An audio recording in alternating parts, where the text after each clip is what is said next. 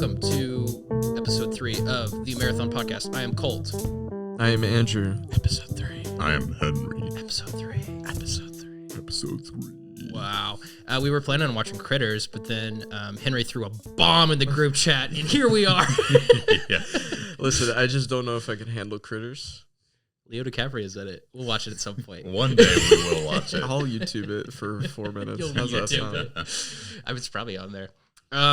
But instead, today we are watching all 4. It's just 4, right? Just 4. Just 4 Nice. of the Mad Max movies, and I'm super excited because I've seen a couple of these, but I don't think I know I'm missing some for sure, and I've loved the ones I've seen, so fill in the gaps today. Yeah. Fill it in. I'm missing 2 and 3. You probably have the most knowledge about these. I'm talking to Henry. I'm pointing on a podcast. Don't point at the wall anymore. Pointing at the ceiling. You, God, have watched all of them, right? Got the most background. Henry, would you mind running us through what we're viewing today? All right. Mad Max. I don't want to completely give this the credit of creating the post-apocalyptic genre. Wow, that would be a bold claim. Well, what else was there before that? I don't know. Zombie movies, I guess? Like old zombie movies? Right, there would have been zombie movies, but this is where you get the like post-apocalyptic wasteland. Yeah. At the very least, this is what made it like big. People driving around crazy cars in the desert. Right. Being maniacs like really comes from. So this is the origin story of all of that. Yeah, that's awesome. And well, I won't spoil the way the first movie goes, but it also might be the origin story of like a huge action movie trope. Really? That we will have to talk about after the movie's over. I'm very excited about that. So the thing that I've always been kind of confused about in the Mad Max series is it the same guy? Is it supposed to be the same guy? Because it's different actors sometimes. They just changed to Tom Hardy in the new one. Okay, maybe. I guess. Yeah, the first 3, right? It's all Mel Gibson. Okay, Nice. and Tom Hardy's he's playing Mel Gibson's character in the fourth one. The way they play it out is it's less of these like direct sequels of like, oh, in this one he like Sure. It's less of like, Bruce Willis from Die Hard, the same character doing living out his life and having multiple things. He's more of like this mythic knight in the wasteland, and these are all just legends around him. Okay. So these are just like individual stories that he's done in his life in the movie. Okay. It's supposed to fit more like that. Which is why it's cool, is that it feels very fantastical. Okay. Cool. They're not going for like a cinematic universe when they're making these things. Not to the degree that people today are like. Right. They're not. There's no timeline. Like Easter egg YouTube videos with circles breaking down how all of these. Right, exactly. It's not all building up to something. Gotcha, It's just tales from the wasteland. Very cool. Andrew, have you watched these? You've seen a couple, right? Yeah, so I've seen the first one a few times. Maybe in the last 5 years I watched it again. How old is that movie? 1979. Wow, that's a ways. They have some sick bikes in there. That's why I remember getting into it at first. Right. Because just like I've always wanted a motorcycle from that era. I mean, now I have one, but not as cool as these bikes. These were like... Well, yours doesn't have like metal spikes and exactly. human skulls hanging off of it. But that always just hyped me up a lot. And then I rewatched it because Fury Road came out. And that movie was just like, even as a standalone, it's incredible. It's amazing. That was the first time I was drunk in a movie theater. Wow. It was so good. Wait, is this Alamo or where? No, that was back in Kansas. But drunk in Kansas. Yeah. What a ride. They have it there. People get drunk. Come to Kansas, get drunk. That's the only thing to do, man. Nice. Yeah, but I'd never been in a movie theater drunk before, and I watched Fury Road at like midnight on a Friday. It was amazing. Yeah, it was such a cool experience. Nice. So yeah, I rewatched that, and then I rewatched the first one. Okay. And yeah, I've always been trying to watch the second and third one, just never had the chance, really. I've seen Thunderdome. That's the third one? Okay, cool. I remember it being like really fucking weird. It's weird. Okay. Nice. Wasn't there like a musical number in the mitle of it or something? Probably. Okay. I mean, Tina Turner is one of the main characters. Right, and she right, writes a song for the movie. That's cool. Thunderdome. Well, I'm really excited about these. This is all, what's the name of the director? George Miller. George Miller directed all of these. Wait, George hooked up all 4 of these? Yeah, it's all in the same director. Damn. Good for him. Yeah. Especially since I feel like the 4th one's going to be way different. Yeah. And just the amount of time that passed. And the budget we're going to see. Yeah. I mean, all the older movies have a crazy cool aesthetic, but they still feel very thrifty. And with Fury Road, you just see it blow up. Mm-hmm. I bet they're gonna speed up too. I feel like the first one is a little slow at times. Still action packed, just because it's old. Do you think, or maybe the budget? I mean, just older movies are sometimes slower in their pacing. But yeah, and if you compare it to the fourth one, that one's just action. So maybe it builds up through the second and third one, but we'll see. Okay, cool. I guess we should just start watching movies. But first, before we get into it, let's on three, let's all say our favorite movie that George Miller's made. Okay. 1, 2, 3. Babe. Happy Feet 2. Tomorrow, in a world gone mad, the only law will be a renegade squad of suicidal cops. He's my prisoner, and he's not walking out that door. And the open road will be controlled by gangs of glory roaders.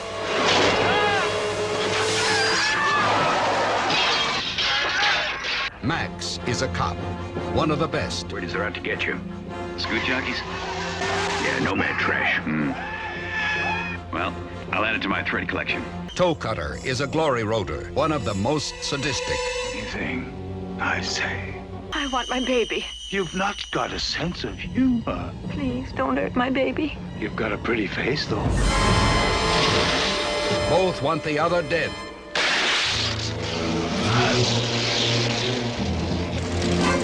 But only one can have his way. Mad Max.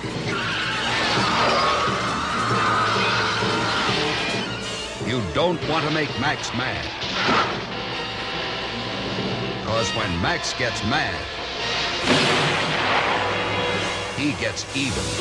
American International presents Mad Max, the maximum force of the future. Why did nobody tell me Mad Max was a cop? I did not know that. That's just part of the backstory. Okay, cool. I mean, he doesn't really want to be a cop. I mean, he does some cop shit in this movie. Paperwork's clean. He kills a lot of dudes, and does not acknowledge it. Yeah. I thought it was fun though. I had a great time. Yeah. You guys have already seen this, right? Yeah. Both of you. Okay. It's probably my third time. What do you guys think about this one? Yeah, it's amazing. I thought it was actually slower than this, but I was captivated the whole time. Yeah. I remember seeing it as, I don't know, like 13, maybe 14. So at the time, like, I needed action. Right. Yeah, and so I literally remember this movie as like a 2-minute car chase in the beginning, and then like an hour and a half of that. You got distracted. Of the hour and a half of like the wife at the beach scene. Like, that's how I remember it, as just being slow and boring. But it was pretty quick. It is, like probably the slowest paced of the series, but only because the rest of them are so fast. I feel there's a lot of story. Oh, yeah. There's a ton of story. I feel like these older movies, in comparison to newer films, like this is, you kind of see this guy's life for a while, which is not really what happens a lot in newer action movies. Usually it's like, there is one event, we're going to follow this one event, there's one heist, there's one conflict. But like, I mean, this probably takes place over like, I don't know, like 2-3 months. Yeah, the story pretty long. Something. I mean, he seems like he already wanted to get out. Because Fifi, the police chief, is always like, "Oh, you're quitting again." Yeah, Fifi, the police chief, who only wears scarves and chains. He's shirtless as well. Yeah, so jacked, but watering plants. Yeah. Should we do a quick little rundown of, I guess, what happened? Henry, would you mind doing that? I think you definitely know this more than I do. Exactly. So, yeah, we're in. Okay, so this one is not the full post-apocalypse. Right. They kind of just allude to the fact that the world is sort of... It's like next year. Getting dystopian.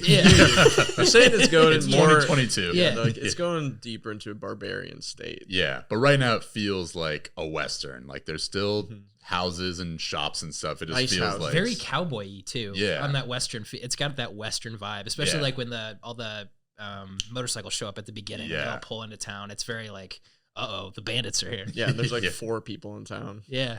Yeah, exactly. It's like the world is slowly moving on. There's like nothing big seems to be happening for anyone. There's also no like reason for the apocalypse, which is interesting. Yeah, they haven't. At least in this one, they don't give it. They don't even explicitly. There's no backstory. There's no other people working or other jobs or society going down. Mm-hmm. It's just the halls of justice versus the rebels. It feels like most of the people on the planet died or something. Because there's no one around. It's very empty. Yeah. Yeah, we start the movie with some cops just chasing some random madman on the road. The Knight Rider, as he announces himself numerous times. It's basically his only dialogue is screaming, "I'm the Knight Rider." It's pretty good, though.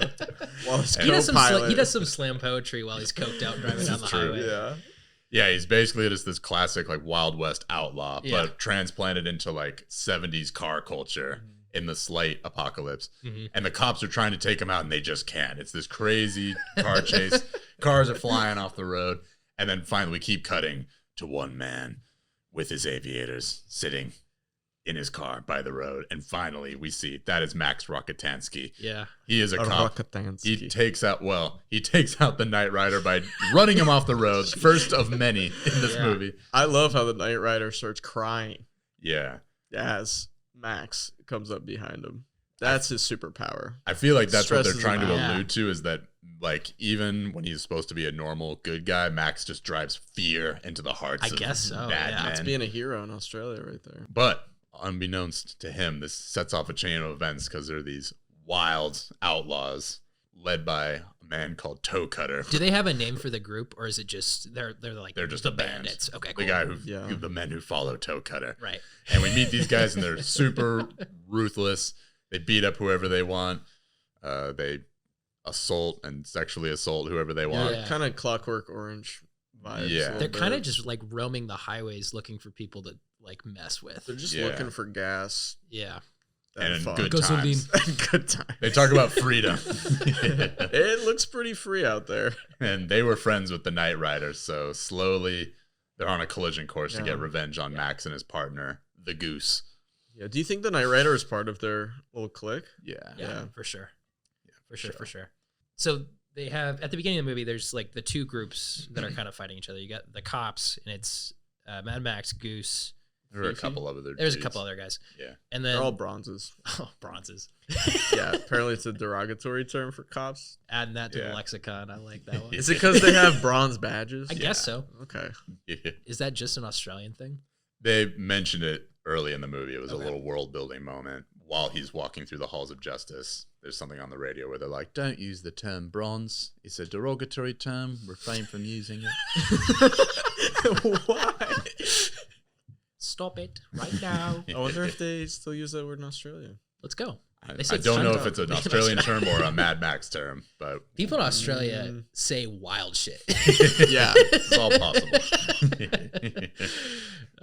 But what I was saying is they kind of get rid of the cops pretty quick. Like Goose gets fucked up. He gets cooked. Right. Yeah. His friend Goose. Right. There's this whole bit. They capture the bad guys and they're like, "We're going to fuck them up." Goose is like, "I'm going to fuck you up." And that's when the bad guys connect that they're the ones who killed the Knight Rider. So they're like, "We know who you are. We're coming after you." And then they eventually run Goose off the road and then set him on fire. Yeah. I also like that Goose rode himself off the road first. Twice. Actually, the second time was that as well. But first he goes, "I want to get on this new bike and just give it a little test ride." It goes way too fast in the middle of the desert. Catches some serious air. The dude in a pickup truck comes to pick him up. He has his own bicycle in the back, trades Goose, gives him the pickup truck, loads up the motorcycle, and then is left on the side of the road, which ends up being good for him. Yeah, because he would have died for sure. Yeah. Maybe he was in on it. Maybe he was. So he was pretty far out there. He's gonna be biking a long time. That was Johnny the boy. Can we talk about Sprague? The child that they keep forgetting about. Yeah, comes in and out. They're swimming at some watering hole for hours. No Sprague in sight. Right. To fill in everyone who's listening. Yes, that's probably Max has a wife named Jessie, perfectly normal, lovely woman, and they have a baby that we learn midway through the movie, maybe even 2/3, is called Sprague. The first time they Sprague? Is that Sprago. They first refer to him as Sprago. I think it's longer than Sprago, the whole name. I thought it was Sprague. I missed that. That's like a car part though, right? It is now. Sprague. I don't know if that's a car part. The child also is introduced while playing around with a gun. Massive. No, actually First, cards yeah. and beer. First he's just run someone off the road. Right. It just cross dissolves straight to him having a beer, like watching TV while his kid plays with his gun. First is playing with some cards, and then later is just like cradling this Magnum that's half as big as the baby. And you're like, hold on. What the fuck is going on? Yeah. He also lives in such a nice house. He got does. beach views. It's beautiful. Has a nice family. It's got the cards. Got Sprague. There's some the vibes are confusing in this movie. I don't. It kind of throws you back and forth between like this emotional drama between him and his wife, and then it's just like, oh, and then it's a car chase for a long time. A long time. Well, I feel liked like it though. They're going for like the world is a cruel, dark place, but there is some light in it. And then throughout the movie, it's slowly being snuffed out, extinguished. Yeah. Well, at the end, he kills them. Yeah. Can we spoil like the big? Oh yeah, of course. All right. Spoiler alert. The wife and baby are both annihilated by the bad guys. So this might have been a thought that I had at the time as a teenager. This felt like one of the first times that we saw the origin story of someone who becomes a man with nothing to lose. Oh, sure, yeah. This might like Death Wish would have come out a few years before that, but it still is like that's another Charles Bronson daughter and wife get assaulted by gangs, and so then he becomes a man with like above the law, murdering people. Like so it's still in like still in that zone of. I mean, these heroes are a dime a dozen today, but back in the 70s, that was like when it was happening. Yeah. Dirty Harry. When you have these supposed heroes who are going above the law, murdering people, and audiences loved it. Before then, it was like, oh my, you can't kill someone just because they're evil. Well, they just ran over his wife and kid with a motorcycle. Yeah, and didn't fall off the bike. It's pretty impressive. That is extremely impressive. This was very revenge heavy. I don't know if I've seen a movie this old that's like this over the top, like violent.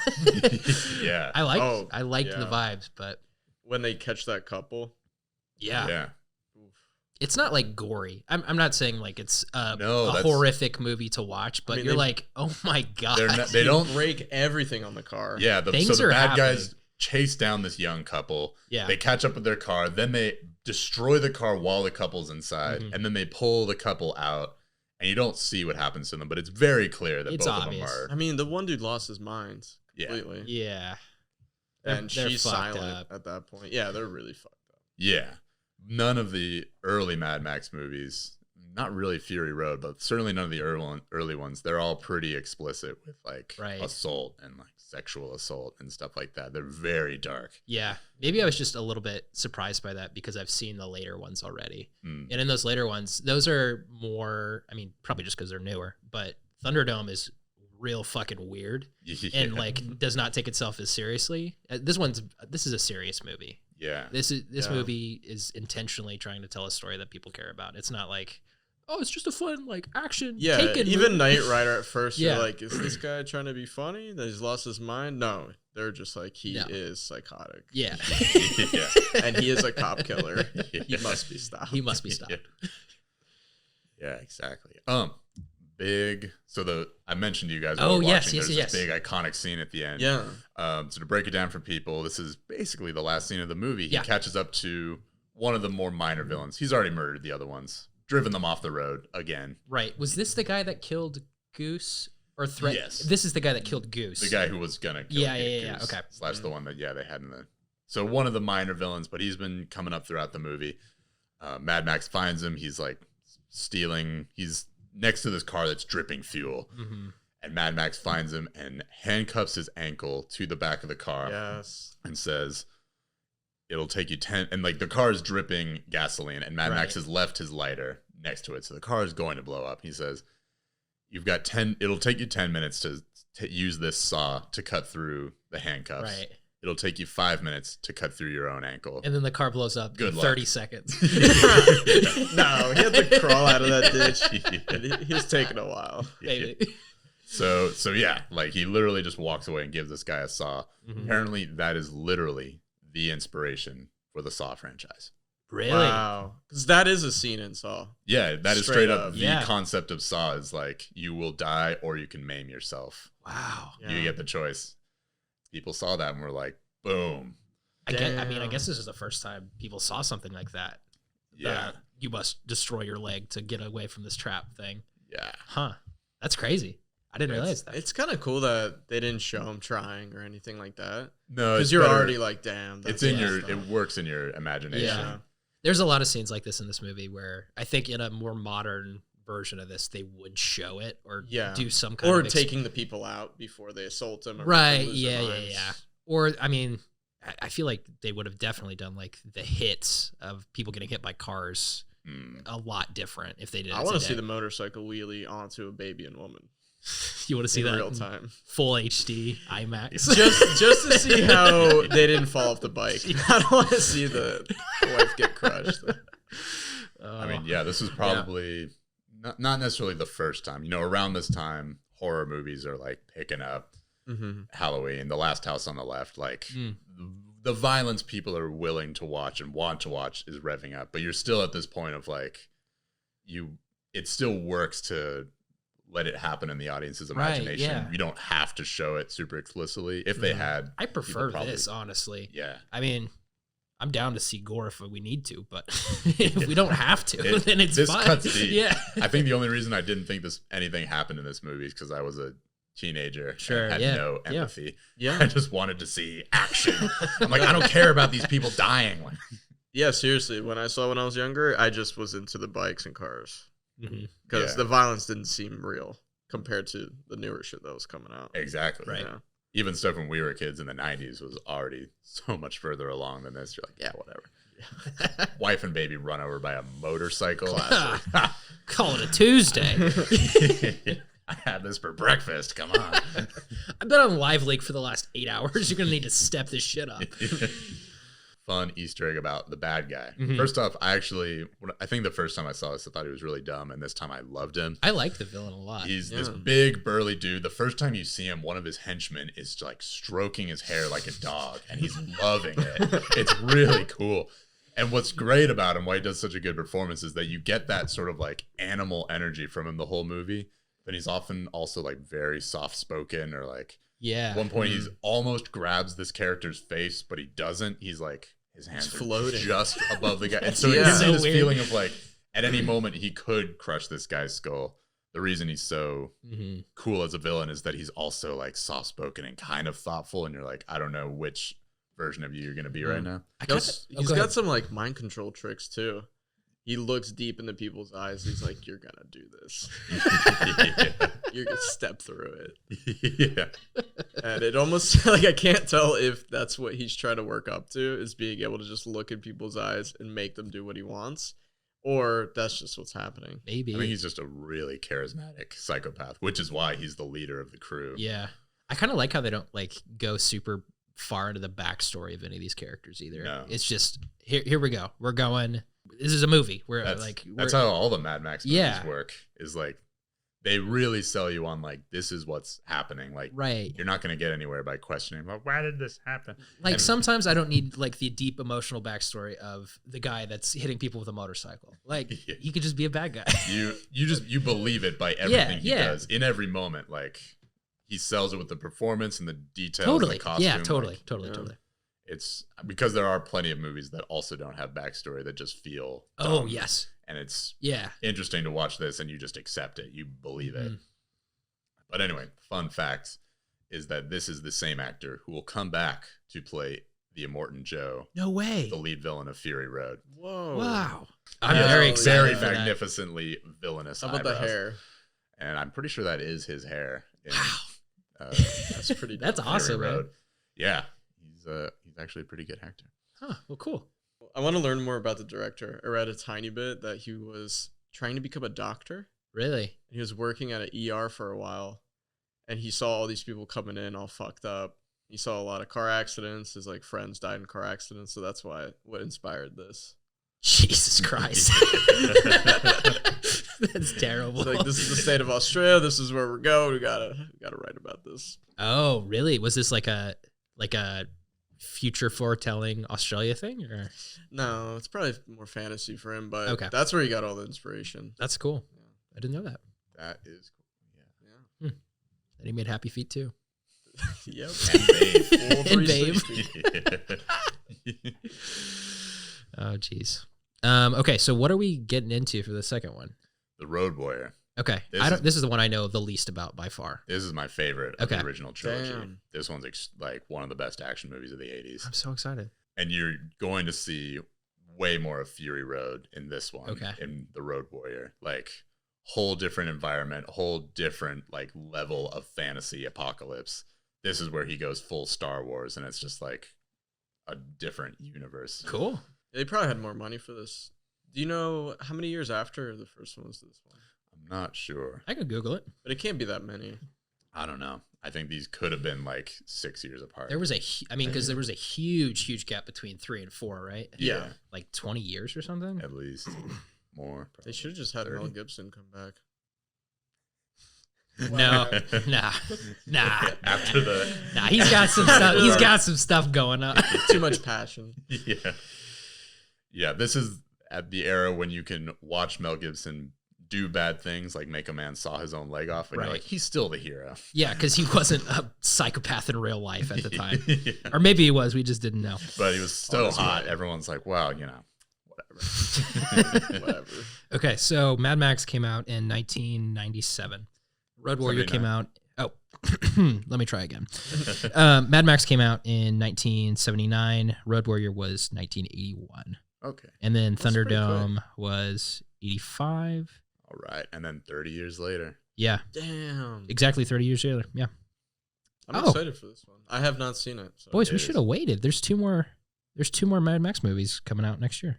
Next year? Yeah. Oh, yeah, that's right. Furiosa, and then they're doing Mad Max The Wasteland, which looks like a sequel to Fury Road. That's it. That's the sequel, and then Furiosa's just the spin-off origin for Furiosa. You got Anna Taylor-Joy playing the Charlize Theron. That's awesome. Okay, let's rip this. You ready to rip? I'm ready. Let's rip it. This is what it has come to. Look! Out there! They're coming back! Come on, move it! Here is where it shall be decided. Here it is. Greetings from the Humongous. In a world without gas. The Humongous rules the wasteland. I'm gravely disappointed that you wish to take the gasoline out of the wasteland. Defend the fuel. We'll never walk away. Give me the pump, the gasoline, the whole compound. This is a land that prays for a hero. Well, if anyone's gonna get in there, it's gonna be you. This is Mad Max 2.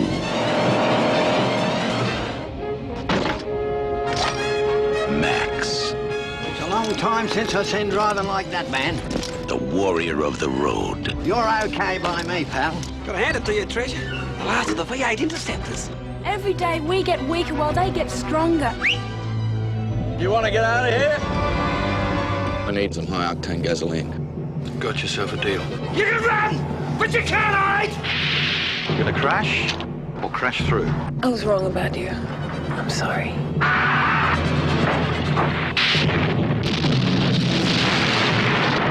When it's every man for himself. And there's no place left to run. When all that's left is one last chance. Pray that he's still out there. Somewhere. Mad Max 2.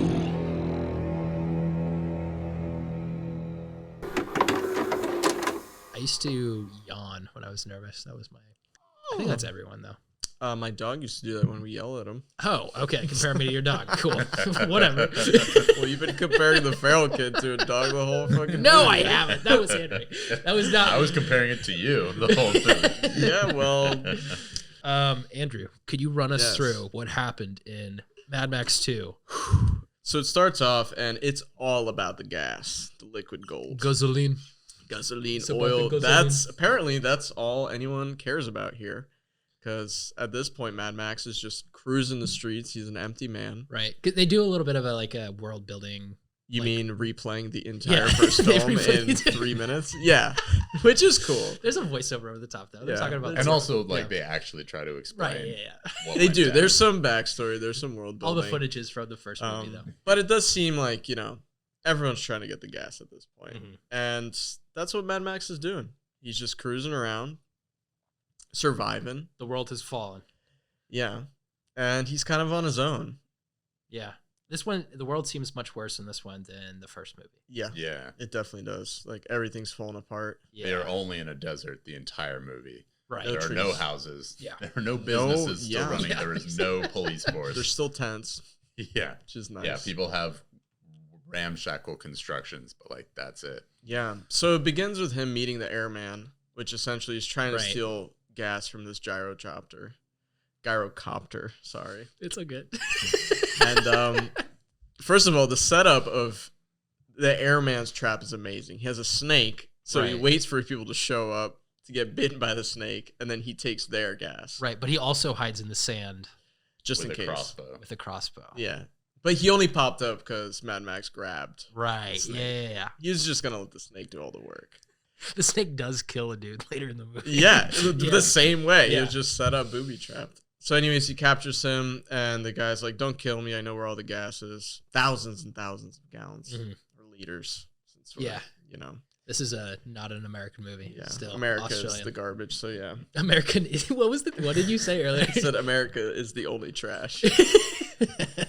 It's so harsh. Anyways, they see this compound, and that's where we see the villains. Mm-hmm. And they are just burning gas, just riding around. Go ahead. Oh, no, you go ahead. So that's not the villain's compound, though, right? No. Yeah, those are the good guys that have the compound, and then the villains roll up. I was confused by that, too, at the beginning. Yeah, because I thought those are all the villains. No, the whole situation is that there's this compound full of gas, but there's a massive horde of bandits who are also trying to get the gas. Nice. That makes a lot more sense. Everyone from the compound is trying to get away because they don't have a life at the gas compound. Right. So 4 of them, this is early on, try to escape, and Mad Max watches the bandits catch up and torture and rape one of them. Right. And he comes down there afterwards, and one of these guys is clinging to life, and he's like, yo, get me in with your people and give me the gas. And the guy's like, yeah, sure. But so that's how he gains entry to these people. Right. And then right then and there, the guy who he not really rescued dies. Yeah.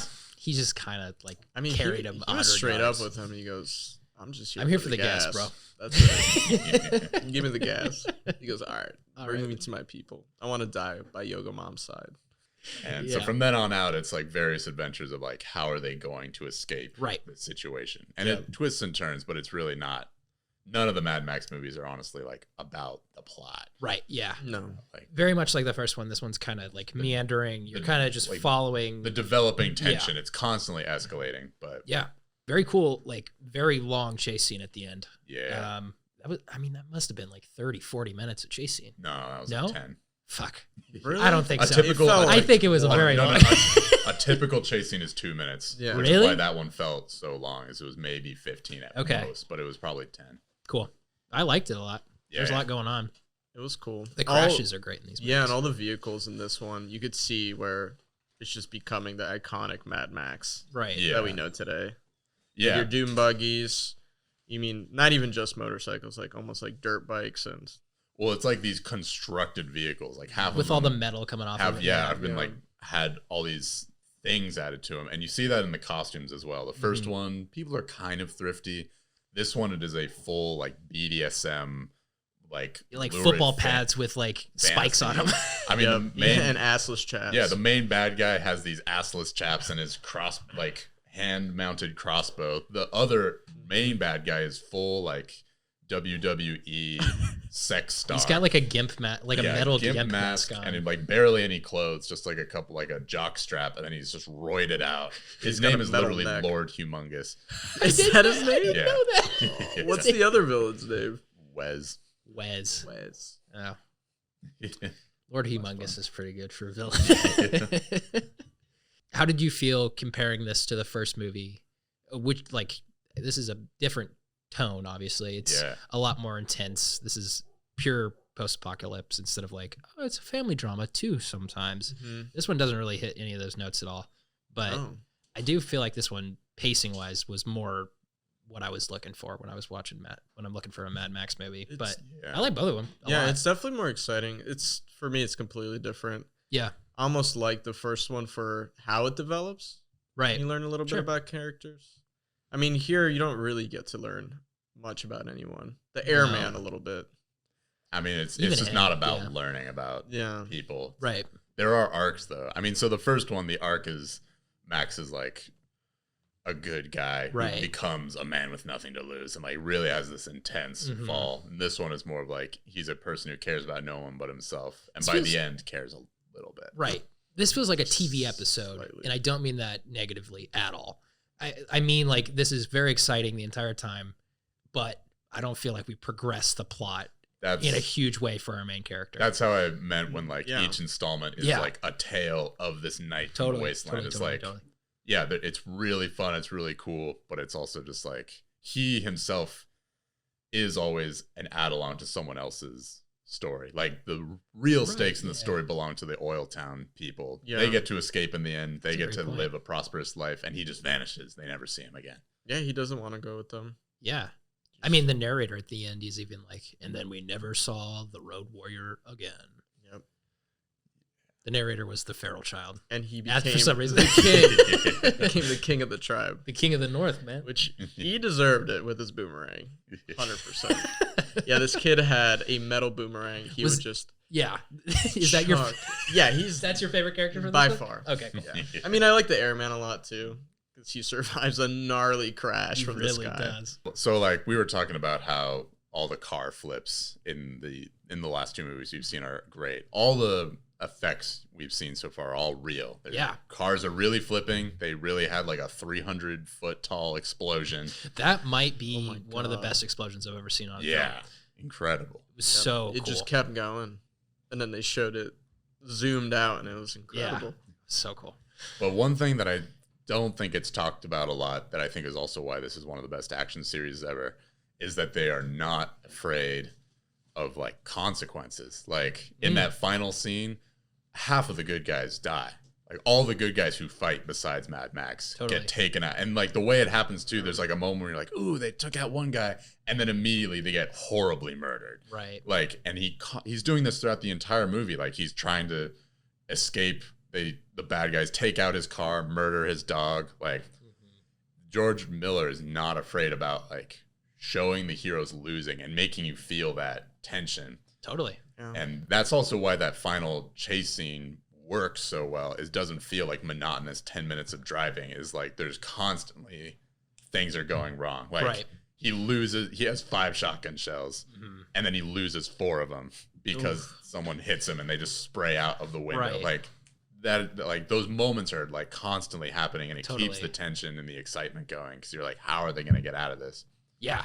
And I think going back to what you said about the consequences thing, that's another advantage to doing these more like episodic, I guess, movies where like if this was a series, if this was like the Marvel movies and you had to see these characters again in the next one, you couldn't kill all of the guys at the end. Yeah, you're losing everybody. Yeah. You couldn't even blow up the car because people would be like, oh, I want to see the car in the next movie. I also like how the villains are always gone at the end. Yeah. You know, nothing goes forward. Yeah. Your mind feels clear after these movies, which is great. You feel like you're like, oh, yeah. Yeah, Yogomon. You can move on. Each one, does like stand alone. I mean, it's great that they do that recap of all the important stuff from the first movie, because now you can just watch it stand alone. I know plenty of people who don't know that there's a Mad Max before the Road Warrior. Oh, really? Damn. I believe that. What's the third one? Is it Mad Max Thunderdome? I think it's Mad Max Beyond Thunderdome. Oh, it's Beyond Thunderdome. Wow, I thought it was just Thunderdome. I wasn't ready for Beyond. Yeah, this is where like they've all been weird in their own way, whether it's this Australian worlds, right? Yeah. This one with like this new BDSM stuff, but like Beyond Thunderdome is when they go really hard into all of the mania. Dude, wearing assless chaps in a desert chase. Tough choice. Just falling off, you get a little road rash on the cheeks. Just the cheeks. Yeah. The rest of your body's fine because you got leather on it. But again, that character is crazy enough that like you believe it. Yeah. All or nothing. All or nothing. Yeah. Whole cheek or no cheek. Have you seen this third one? No. I've seen the third one. You've seen it, Henry? Yeah. Okay, cool. Long ago. I've seen the third one and the fourth one. I don't really remember the third one very well, past it being weird. But what do you mean by weird? I mean, I remember like a dance number, maybe. I remember Henry's looking at me. I don't remember. I don't know. I don't know. Maybe it was just a song. Because what's her name's in this movie? Tina Turner. Tina Turner's in this movie as some kind of like Auntie Entity, I believe is her name. Auntie Entity? Yeah. Cool. That's again like I don't remember. I can't tell you scenes of why it's weird. I just remember having constant moments of like we've already been going like. Wait, what? Yeah. They called him that? What is that thing? Like, this is going to be that jacked up to 11. I'm so excited. Is there anything that you remember from this movie that we should be prepared for? Because I don't remember anything past a song. Nothing that I can tell you to prepare for, just for a ride. Okay. Just to be ready. By the end of this, we will all be able to answer the question, who runs Bartertown? Oh. I'm so excited. I've okay, heard. let's go.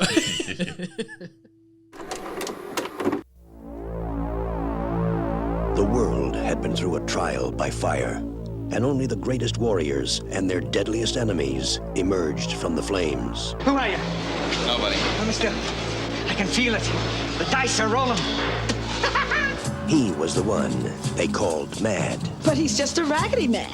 But to those whose lives hung in the balance... Where's the waiting ones? Waiting for what? Waiting for you. He was the one they called Hero. Ladies and gentlemen, boys and girls,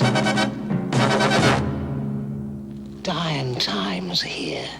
Now, Mad Max is back in Beyond Thunderdome. Mel Gibson, Tina Turner, Mad Max Beyond Thunderdome. Well, right now we are 3 for 3 for the third movie of 4 in our marathons, clearly being the weakest link. I would agree with Yeah. that strongly. Transporter 3, Batman Forever, and now Yes. Mad Max Beyond Thunderdome. Yeah. I was down for like the first hour of this. I was into it. It started nice. Yeah. The Child Tribe really just fucked it up. Like many movies from the completely. past, the Child Tribe that captures the main hero and speaks nonsense and does nothing in the movie is a flaw. It's a major flaw. Yeah. All right, shall we recap? Sure. Yeah. Yeah. I guess I can do this one a little bit. Good luck. Thank you. I'll need it. So I definitely will need help too. But at the beginning of this, Mad Max gets his stuff stolen by. I don't think it's the same character. No, it's not. But it is. It's the same actor. We have the same actor, and he's in an airplane again. Yes, there's the guy who played the gyrocopter man comes back as just the plane man. I guess, and he's not the same guy, and they don't explain it, which is fine. It was whatever. But this guy, the plane guy, and his kid steal Mad Max's wagon full of stuff. He has a monkey on the wagon too. Yeah. It's just going. They steal the stuff. Mad Max follows it to Bartertown, and when he gets to Bartertown, he kind of gets caught up in this whole underworld scheme. He's bartering with the leader of Bartertown, who's Tina Turner. She's kind of just yelling Thunderdome a lot. Master Blaster is kind of in charge of the underworld. So those are the two main factors in this. He's gotten caught in the middle of a conflict. And why is the underworld so important in Bartertown? Because it has pigs there and they make methane or something. They're the new gas. They're the new gas. Right. The pig shit creates the methane. The methane creates the power. I feel like I'm not explaining this very well because I'm so fucking upset about the back half of this movie. All right. So we're still okay for now, right? Right. So he shows up. Yeah. And he goes to the main barter man. He says, "Hey, I want information. Where are the camels at?" And the guy says, "No, don't give a shit." He goes, "I don't care about your skills. Get out." And then he threatens him. He threatens him, shoots some feathers off one of the henchmen. This is Mad Max shoots the feathers off of someone else, and they're very impressed by this. They're like, okay, so you're gonna go talk to our you queen. Are pretty cool, I guess. You guys should go talk to Tina Turner. They go into this pretty sweet elevator cage situation. Takes them into the sky. Right. Yeah. And it's this like tree house they got set up, not on trees, obviously. It's on stilts, but there's a blind man playing saxophone. Yeah. Very skillfully, might I add. And then the only black person in the movie, Tina Turner, shows up. She's very out of place. It's so weird. I don't get it. I don't get what's going on in this movie at all. You know, I first thought Tina Turner was out of place, and then seeing all the other actors in the movie, I was like, but she's still probably the best actor here after Mel Gibson. Yeah. Oh, for sure. Yeah. She does not fit. She just this comes movie on strong. That's all. Yeah. She starts yelling Thunderdome. Everyone else is like like diseased, gross, like wasteland inhabitant, and somehow she is a rock star. She's happy about everything. She's always like smiling and making jokes. And just like corny. She's corny the entire movie. Okay, but eventually, nothing matters in this entire first half of the movie because Mad Max leaves. Well, he doesn't leave yet. I'm upset. I'm explaining this point. So Tina Turner, it's Auntie. What is it? Auntie Entity is her name. Entity. Nice name. So mad. She wants to take the power from Master Blaster. Right, and who is Master Blaster? It's a two-piece ensemble. Ensemble. So you got the brains. It's a tiny man. Rides on top of, I'm not going to spoil it just yet. Right. But this a massive giant. warrior giant. Yes. And he's got his little saddle. And he's the brains, the little guy. Right. And the brawn is up front carrying him around. Yeah, and they run the underworld. So literally Master is the tiny person. And on top of Blaster. So it's Master literally Blaster. riding the other dude around. And it seems that Master's the only one that knows how to create methane and power from the big ship. Maybe he's just in charge. Well, they need him. They need him. I think he's the only one that knows how to run the entire operation. Right. Auntie Entity wants to kill Blaster so that she can control Master. Right. Because they still need Master to make the gas. Yeah. Correct. But he's uncontrollable because he has Blaster. I hear what you're saying to me. I don't think it makes sense in the movie. I think you're interpreting it correctly. I don't think the movie makes sense. I mean, they never explain why Master's important. Totally. Yeah. He's like a living MacGuffin. Yeah. But the only law in town is the Thunderdome. The Thunderdome. If there's a dispute, you go to this giant dome cage. Yeah. And in the first of many rhymes throughout the movie, well, actually, this isn't a rhyme, but just chant, I guess. Yeah. This is the law of Bartertown. If 2 men enter, 1 man leaves. Yeah. Yep. That's how they settle all crime. They're like, before the world ended, there was so much problems, but we've figured it out. You just put 2 people into a gladiator bird cage and let them kill each other. And they're set up on these, elastic. It's like bungee. It's like Cirque du Soleil, bungee harnesses. Yeah. And I would be very confused on how to operate in there. If they just threw me into the Thunderdome. Because Mad Max is like, you know what, put me in there. I'll fight whoever, whatever. They ask, he's like, are there weapons? He goes, well, it's by chance, And he goes, you know what, whatever, just put me in there. And then they put him into this harness with these bungee cords. Right. And the weapons are on the top, the ceiling of the dome. Yes. So you kind of just jump and fly and grab them. So the reason he's going into the dome is because Tina Turner wants him to fight Blaster. So Master can be controlled by Tina Turner to control the methane. And by doing this, Mad Max will get his camels back. Correct. Yeah, that's why Mad Max. That's why Mad Max is doing it. To go into the Thunderdome for Auntie. Right. So then the Thunderdome fight happens, and Mad Max blows a whistle, and it messes with Blaster. Blaster freaks out. This has been established earlier in the movie. We don't need to get too into that, but he knows it's going to work. It's a thing. Yeah, it works. He blows the whistle. He beats up Blaster, and then he realizes that Blaster is handicapped. He's Benny from the first movie. It's Benny from the first movie. And then he feels bad. Obviously, he doesn't kill him. He's like, hey, Mel, way to go there, man. And then Master comes into the cage. Right. And then all rules are kind of thrown out the window. It kind of devolves from there. Auntie gets upset, jumps into the ring, Starts yelling. Oh yeah, what was the other chant about breaking the deal? Break the deal, get the wheel. Yep. I think that was so it. They get the wheel of death. So they somehow make up a reason why they murder Blaster on the spot. Right. They capture Master. They being Auntie Entity's people. She has now revealed herself to be the true villain. Right. Yep. And then because Mad Mel, broke his deal with them. Right. They come up with a different. They're like, oh, we got another thing. Yeah. Which is weird. They could have just like let him go at this point, but they're like, so there's another rule. You did great, by the way, but it's a little wheel, and Auntie's choice is probably the only good option. The rest is death, hard labor, or gulag. Which I thought the gulag was like a prison or like a work camp. Yeah. But they just put him on backwards on a horse and send him into the desert. Yep. And then his monkey from the beginning. Right. Someone ties or gives the monkey a water canister. Right. And then the monkey finds him in the desert. Yeah. He wastes half the water because he's so excited about it. And then he gets picked up by the second half of the movie. Right, by the second half of the movie. Yeah, so this was all...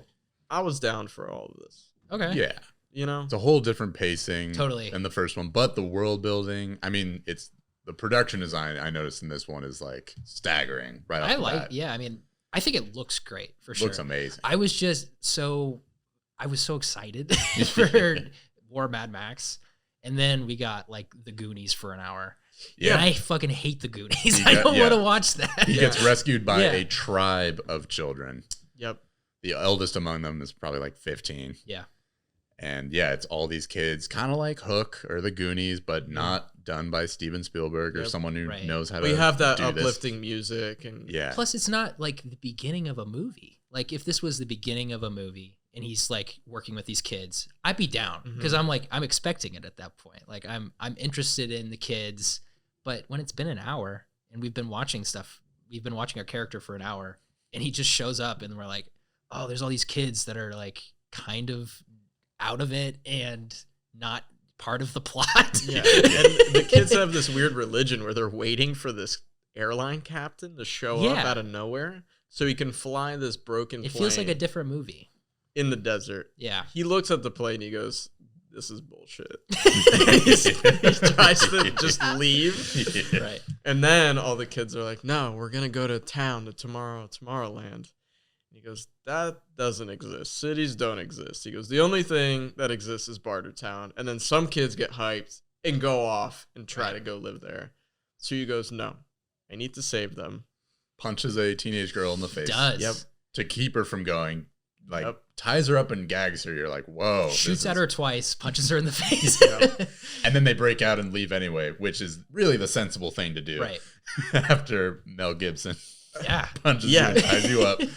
He doesn't want to be there, but for some reason he wants to help this community of children. Oh, he doesn't want to help anybody. He wants to be safe because they're living in like this really nice watering hole. Yeah. The entire rest of the movie has been like sand dunes, desert. Even more so than the other movies. So he's like, okay, well, this is like the best spot I've ever seen. We're gonna stay I'll just here. Deal with these kids. I don't know why he wants to stay with them because he doesn't like the kids at all. I don't know. They like barely interact. Like that's the part of it that was so frustrating for me. And I'll stop talking. I'll stop shitting on this part of the movie because I'm sure other people liked it. And I'm glad you guys enjoyed it. Enjoyed parts of it at least.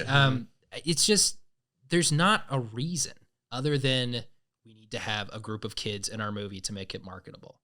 Like there's not the plot is not wrapped around this. I think he did. It just doesn't work. Okay. I mean, in my mind, I'm thinking of like, it feels very biblical to me. Okay. It feels very much like, I don't know, like Exodus. It starts in the town where everything's corrupt and nasty, and then he gets out into the desert and finds this like better group of people, and then they're like, you need to be our savior and like take us to the promised land. So looking at the whole narrative, that's what I think they're going for. Sure. But certainly the way when it hits that moment in the story, all pacing goes out the window.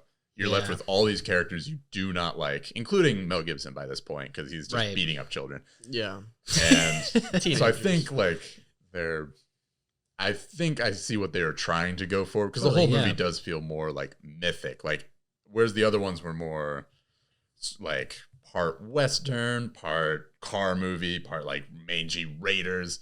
This one is like tribes. All the people in Tina Turner's world have crazy mohawks and like spears and stuff like that, and bows and arrows and whatnot. There are guns, but somehow the whole thing just feels way more like tribal. It does, and we didn't even see any cars up until this point. Until the very end of the movie, you don't see any cars. Yeah, is that true? That is. We just saw the plane, true, yeah, the caravan, and then you get to Bartertown. There's a lot less cars in this movie. Yeah. There's cool cars for sure. There is, yeah. Once they show up, they are way even more fantastical than ever before. But not really used too much. Like this chase sequence was way faster. I still think it was solid. I don't think it was as good as the last one. Just the emotions aren't there. Yeah, totally. That's a great point. Right. Yeah, that's a great point. He picks up the kids. They continue to go to Bartertown and rescue Master, who at this point is a good character. Pretty soon after they dress him up in a little suit. Yeah, now he's chill. Right. Yeah. They don't like meet the thing they don't even mean to go to Bartertown though. They just are there. He's trying to stop them from going. Like, we shouldn't go there. And We've then crossed to the hill. Okay, we're at Bartertown. Yeah, they're like, what's that? And he goes, all right, let's do the side quest. Yeah, there's no like driving force to the entire movie. Right. And the way that they're trying to get part of Mad Max's character is that he's not involved in anyone else's story. Right. Until he is. Like, that's his main character arc in all the movies past the first one. I think they did it beautifully in the second one. Definitely. Yeah. And we're going to see it in Fury Road. Extremely well done. But in this one, it literally is mainly him just being like, nope, we're not doing anything. And then eventually they're just doing something. He's like a bad improviser, honestly. He's like, no, I'm not part of this. I'll just be here on stage, though. Yeah. I'll hang around. What were some bright spots for y'all in this? Because it's not terrible. I don't think this is like a terrible movie. It's a cool world to get. Yeah, it's a cool world to get sucked into. Again, the production design. Yes. Was crazy. It's so good. They go, all out. You do get lost in Bartertown. As soon as you show up, Bartertown's amazing, man. You're in that world. Yeah. Even the kids, the way they've dressed them up, you're like, wow, this is like really cool. And then they keep talking about their pseudo religion, and you're just like, yeah. They also cut his hair off when he's passed out. Yeah. Right. He starts the first half of the movie in like Braveheart hair, and then they give him a haircut for no reason. No. Never explained. No reason. They took his hair. Yeah. Oh, well, I mean, what else should we say about this? I feel bad for shitting on it. I'm sure it's a fine movie, y'all. I don't know. I don't know. Like, I enjoyed it, but I do absolutely agree. Like, I mean, they killed the pacing once he gets to the watering hole of children. Also, I noticed like way more dialogue right off the bat, and clearly way more plot than any of the other movies going on. Much so. And it just loses its like primalness. Like the first one, like they're trying to be cops, they're trying to instill order in a lawless world, which leads to him losing everything. Yeah. The second one makes sense. Even if you're like, why are they just getting gasoline? You're like, this world is insane. No one has any reason to be living. They're just living to live as long as they can. Yeah, driving to drive. And it kind of makes sense in this very primal way.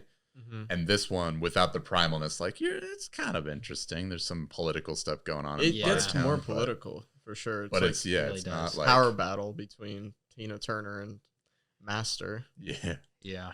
But yeah, it's not immediately like grabbing on a gut level. Whereas that is what works so well about the one we're about to see. Right. It's so primal. You don't need important politics to understand what's going on. Yeah. I am very excited. I thought this was going to be my favorite one. To quote my mom, I don't think I'm sad, I'm disappointed. Damn. In this movie. I was so hype going into like the first hour of this movie. You probably saw it just leave me. It's funny when you said, Heather, you were like, I was gonna warn you guys about the Tribe of Children. What? We got to see I've it seen this movie before. I must have blocked that out of my mind because I completely forgot about that chunk of it. I remember not liking it, but I also remember not liking any of Mad Max 1. So I was like, you know what? I bet it's going to be better than I remembered. And I was wrong.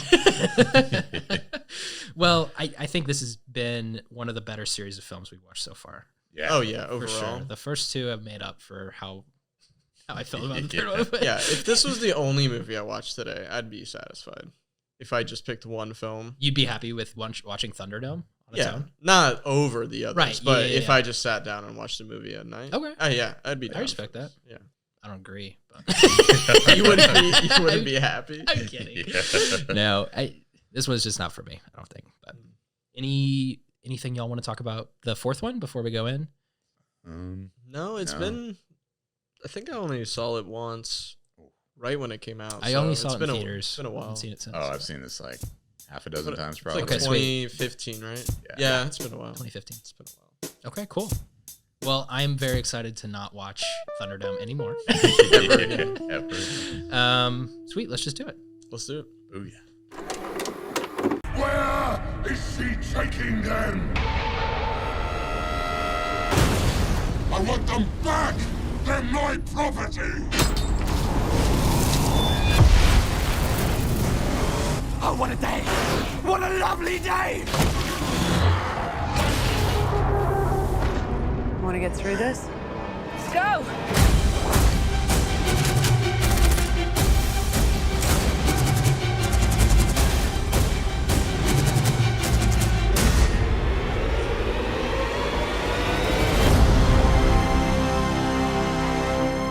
As the world fell, each of us in our own way was broken. It was hard to know who was more crazy. Me or everyone else.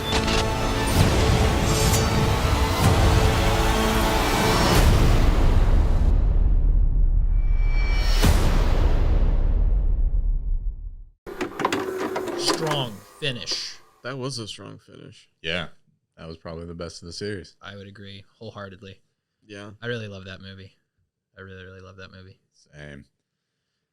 Very so we're cool. done. Yeah, that's it. See the All right, let's get out. No, I really liked how he didn't have many lines in this one. Yeah, way less dialogue. Could you say what you were saying during the movie about they wanted to make this a silent, a silent film with sound? Yeah. The vision was to make it without dialogue. So right. The way this got through development is that it didn't have a script. Maybe like right before they went into filming, they made some stuff up. But like they made a storyboard for this. What? Of the entire movie. They didn't have a script? They made a storyboard from the beginning. The entire thing was a visual story from the very beginning. Gotcha. Which is why it works so well. Because it's constant like storytelling through the action. So instead of starting with a script, they started with a storyboard. I understand what you're saying now. Yeah, that's super, super cool. I didn't know that. Yeah, which is why I remember, so I was still in film school when this came out, and one of the biggest criticisms I heard, which I still hear, is people like, well, I mean, the dialogue isn't that good. And you're like, shut the fuck up. And yeah, you're like, the storytelling purely on a visual level, works. Works so well. You still care about the characters. Like, oh my God. Yeah, you do. Care about the mother's milk? And yeah, people are like, it's just one long chase movie. And like, on a basic level, you're right. But within every scene, there's like a new conflict. There's a new challenge. Yeah, totally. Often a physical challenge, but it's still like, we've got to uncouple like the thing. Like, and there's this very obvious consequence if you don't do that. So I don't know. It's very just like, varied too. Like, they go through the sandstorm and then they go there. And through the canyons, then to the bog. Yeah. It's so cool. Oh man, I love this movie so much. Yeah, I really like that it was mostly a chase. Yes. Right. You never get bored of it. No. You're like, we're just on this ride. And the score is just screaming the entire time. And the score is fantastic. It's like heavy metal, Pirates of the Caribbean fusion. That's a perfect description. I would agree. Yeah, it is. Yeah. Okay, should we just do a super, super quick rundown of what happened? Morton Joe is the bad guy of this one. Morton Joe is the leader of kind of like, he's a warlord. He's a warlord. He has a leader of the war boys. Yeah. So it seems like there's three main like civilizations that are kind of around this area, and they're all run by different warlords. Each one runs a different. Yeah. Because Joe has the water. Joe has the water. One guy's got bullets. The bullet farmer of the bullet farm, and then there's one guy with the gas gasoline. Yeah, Gas City, I think. Yeah. Okay, so at the very beginning of the movie, Mad Max gets captured again. I love that. Hanging out. I was writing that down Yes. earlier. Every movie starts with him getting boned. Yes. Always Severely. minding his Yeah. own business. He's doing whatever, and then he immediately gets either captured or his camels get stolen. Yeah. Or he gets ambushed by the gyrocopter man. Like, always something bad is going Immediately down. at the top. It's never his adventure. He doesn't Yeah. choose it. Does he always lose the car? Does the car always get stolen from him? Not in the first one. one. Not In the first one, he yeah. holds it. Whatever he's driving gets stolen from him. Okay, cool. I mean, just saying no car in the Right. third one. Yeah, but totally. So he's captured. He's hooked up to one of the war boys, which are like the minions, I guess, of Immortan Joe. Yeah. As a blood bag. So he's just like a walking IV. Yeah. For the first, like, I don't know, it's like 40 minutes of the movie. 30, 40 minutes. Yeah. He's chained to the front of a car, and they're sent after Immortan Joe's wives and Furiosa, who have escaped. Yeah, one of the Immortan's big captains. Yes. Played by Charlize Theron, Furiosa. So good. She's just supposed to be doing a regular errand, and then suddenly she goes off course. And we realize it's because she's taking all of the Immortan's wives, who are all wives against their will. Yeah. And they're escaping. Yeah. And that is the drive of the movie, is get The essentially get the princesses away from the really scary guys. Right. Yeah. She was down to just reconnect with her family, right? Right. The They're green trying place. to find this Yeah. mythic green place that Furiosa grew So up around. series of events happens. They keep going as far away from Immortan Joe and the other warlords as they can. They go through like a huge sandstorm. They go through some bogs, and then eventually they make it to where they think their destination is, but it's just desert still. Yeah, they realize the green place doesn't exist anymore. So they find the people that they were looking for there, which are like the super cool group of old women. Yeah. Badass. All badasses. They like meet with them. They're like, hey, maybe we should keep going into the desert. Probably not. Let's go back. Says Mad Max. And then they decide to turn around, head back to the compound, and it's just chasing from there. It's so good, though. It's so good. Yeah, that was another criticism. I remember people were like, the plot is they drive out and then they drive back. And you're like, I mean, yeah, whatever. What's the problem? At the time, it's not like, all right, we'll go back. It's like, all right, we can either drive 160 days into these salt flats and probably die, or we can do the most daring thing of all. Totally. Drive back through the enemy and take back, Yeah. And block them out. Yeah. Going back to what you said a couple movies ago, like the stakes are crazy in this movie too. Everyone's dying all over the place. Like you feel very invested in the movie the entire time, because you're not like, okay, I know the three main characters and we're 30 minutes in the movie and they'll be fine until the end. But no, it is going the entire time, and I love it for that. Yeah. And it's horrifying, the world. You're into the characters too. Totally. Yeah. Like Furiosa, I was on her side. Mad Max, I was on his side. Like everyone you meet, even the war boy, changes sides. Is that his name? Yeah, his name's Nux. Okay, the cool. actor is Nicholas Hoult. I recognize really him. good. What else he's is he in doing the new X-Men series. He's Beast. He's in Warm you're Bodies. right. Yeah, that's right. I don't know. He's all painted up with chrome. How am I supposed to know? Yeah. But yeah, he's also a famous actor. Also has an arc. Right. And yeah, his character, all these war boys, buy into this like very. It's like Viking-y. I mean, they reference Valhalla, the only Viking thing, but it's really like, I mean, ISIS. Like these guys suicide bomb themselves and spray paint into themselves, get themselves high before dying because they think they'll be reborn again. I die, I live again. Yeah, which could work. We could try it out. This is what I love. Is so much of the storytelling is just contained within people doing these things, and when these guys do this and they spray themselves up and blow themselves up, they yell like "Witness me!" and they do all these like hand gestures and stuff. You like realize everyone gets hyped up. There's this whole cult going on, and no one stops to like break it down for you. It just happens, and you get it. You're just watching it. You're not like reading a book about. Yeah, this is the ritual they do when they're about to jump onto a car and explode. You're just watching it. Yeah, I love it for that. Yeah, it's just like the other Mad Max films. Yeah, they don't describe like how everyone got into it. Yeah, what the belief system is. It's like here it is. They are believing it. Yeah, they're believing it. You believe that they believe it Yeah. too. What I love about this one, like we were talking about the last one, Beyond Thunderdome, had sort of like this mythic tribal feel. This one gets full like Hieronymus Bosch, like really intense visuals. Like of the beginning when he's just so the Immortan controls this population of like beggar people by just giving them a little bit of water at a time. The way he does that is activating a waterfall, and you see the masses below like gasping for water, and then he shuts it off. And this is all like so intense and like it's what I'm trying to say is like the images themselves are like so huge and larger than life that's like what's deeply affecting you, as opposed to like, well, totally, is this the best way you could like pass out water? It's like no, this is like you are watching Old Testament. This is big time shit. He controls life itself. This is like the Old Testament for whatever happens later in this world. Like the thing I was complaining about the most in the third movie is that it was kind of like meandering and like there were huge chunks of it that felt like it wasn't serving like the point of the movie.